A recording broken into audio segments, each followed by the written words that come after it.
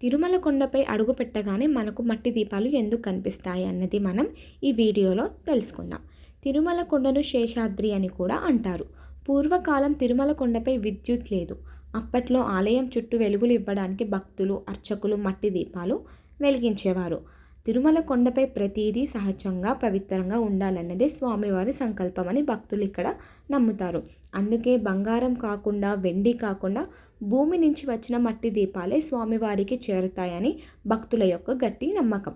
మట్టి దీపం వెలిగినప్పుడు మన ప్రార్థనలు అగ్ని ద్వారా స్వామికి చేరుతాయన్నది విశ్వాసం. అందుకే ఆలయాల్లో హారతి, దీపారాధన చాలా ముఖ్యమైన పూజలుగా భక్తులు పేర్కొంటారు. పురాణాల ప్రకారం తిరుమల కొండపై రాత్రి వేళ దేవుళ్ళు సంచరిస్తారు అని వారి నమ్మకం. వారి మార్గం వెలిగించేందుకు మట్టి దీపాలు వెలిగిస్తారు. మట్టి దీపాలు మనకు మౌనంగా చాలా సందేశాలు ఇస్తుందండి. మన శరీరం మట్టితో తయారైందని ఇది చెప్తుంది.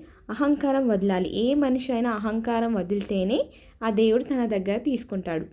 జీవితం దీపంలాగా వెలగాలి. ఈ వీడియో కానీ మీకు నచ్చితే లైక్, షేర్ అండ్ సబ్స్క్రైబ్. ఆ వెంకటేశ్వర స్వామి ఆశీస్సులు ఎల్లప్పుడూ మీపై, మీ కుటుంబంపై ఉండాలని కోరుకుంటున్నాను. నచ్చితే లైక్, షేర్ అండ్ సబ్స్క్రైబ్.